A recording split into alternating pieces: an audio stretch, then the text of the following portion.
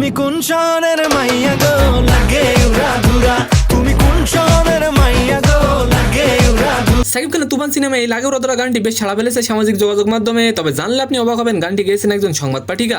ও সখা গো প্রেমে মরে দিও না ধরা, তুমি কোন শহরের মাইয়া গো লাগে উড়া ধুরা। তো কি অবস্থা, কেমন আছেন? আমি নিয়ন ভাই। আর গাইস, আজকে প্রথমে আলোচনা করবো তুফানের লাগে উড়াধুরা গানটি গেয়েছেন একজন সংবাদ পাঠিকা। এন্ড সেকেন্ড নিউজটি থাকবে, অবশেষে থাকবে তুফানকে নিয়ে প্রশংসা করলেন তাসরিফ খান। সো বিস্তারিত জানতে ভিডিওটি সম্পূর্ণ দেখুন। এই লাগে উড়াধুরা গানটি শুধু চরকিতে ইউটিউবে 1,70,00,000 বার দেখা হয়েছে।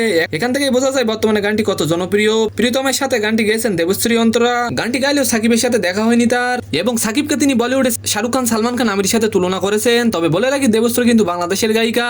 গান গাওয়ার আগে রিয়েলিটি শোতে কাজ করতেন। তাছাড়া তিনি দেশের একটি বেসরকারি চ্যানেলের ইংরেজি সংবাদ পাঠিকা। আর এবার আলোচনা করবো তুফান সিনেমা দেখে সাকিবের প্রশংসা করলেন তাসরিফ খান। তাসরিফ খান সিনেমা দেখার পর তুফান সিনেমার তুমুল প্রশংসা করলেন। রবিবার 23শে জুন ফেসবুকে এক স্ট্যাটাসে তুফান দেখার অভিজ্ঞতা শেয়ার করেছেন তাসরিফ খান। তিনি লেখেন, ডেডিকেশন নিয়ে রাত 12টার পর টিকিট কেটে ফাইনালি তুফান সিনেমা দেখলাম। সেলুট টু রায়ান রাফি, কি ভাই, কি দুর্দান্ত মেকিং। তিনি আরো বলেন, সাকিব খান আমাদের মুভি ইন্ডাস্ট্রির ফ্রন্টম্যান। ওভারঅল খুবই ভালো লেগেছে তুফান সিনেমাটি। তো সম্মানিত দর্শক, আজকের ভিডিওটি কেমন লাগলো অবশ্যই কমেন্ট বক্সে জানাবেন। আর ভিডিওটি যদি ভালো লাগে অবশ্যই একটি লাইক দিয়ে আমাদের চ্যানেলটিকে সাবস্ক্রাইব করে দিবেন। ধন্যবাদ।